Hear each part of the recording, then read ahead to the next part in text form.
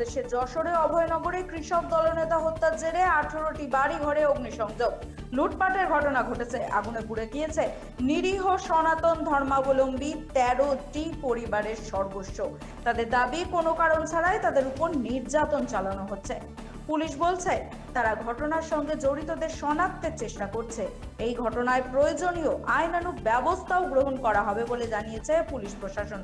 স্থানীয়রা জানান, যশোরের অভয়নগর উপজেলার নওয়াপাড়া পৌর কৃষক দলের সভাপতি তরিকুল ইসলাম সর্দার বৃহস্পতিবার অর্থাৎ 22শে মে সন্ধ্যায় ঘর লিজ নেওয়ার জন্য ডহরমশিয়াহাটি গ্রামে পিন্টু বিশ্বাসের বাড়ি যান। সেখানে চুক্তিপত্র করার সময় গোলযোগ হলে অজ্ঞতা 7 থেকে 8 দুর্বৃত্ত ঘটনাস্থলে পৌঁছে কুপিয়ে ও গুলি করে তরিকুল ইসলামকে হত্যা করে পালিয়ে যায়। এই ঘটনার পর তরিকুল ইসলামের সমর্থকরা ক্ষোভে ফেটে পড়েন এবং তারা পিন্টু বিশ্বাসের 3টি ঘরে আগুন ধরিয়ে দেয়। পরবর্তীতে ওই বাড়ির পাশে 13টি পরিবারের 18টি বাড়ি ঘরে আগুন জ্বালিয়ে দেওয়া হয়।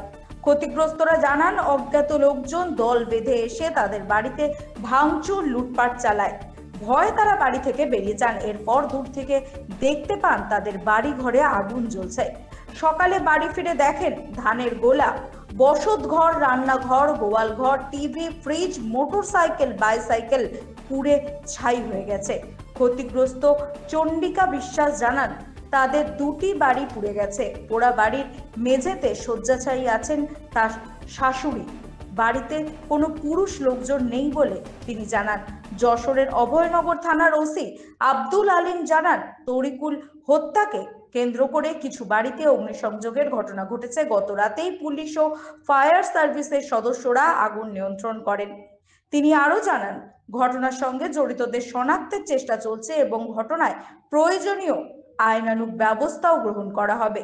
ওসি আরো জানান, হত্যাকাণ্ডের ঘটনা ও অগ্নিকাণ্ডের ঘটনায় কোনো মামলা হয়নি এখনো পর্যন্ত, তবে কয়েকজনকে জিজ্ঞাসাবাদ করা হয়েছে।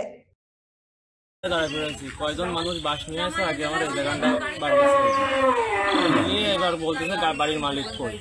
আমিও ওই পাশটা তাড়াতাড়ি এসে বাবাকে আছে এই পাশটা সরাই নিয়ে চলে যাই। তারপরে আমি কিছু জানি বাড়ি 6টা মানুষ বাসে আছে, তাই ছাড়া আমার কিছু নেই। এই আনে তিরিয়া দিয়ে গেল একজন। করছে লুট করা।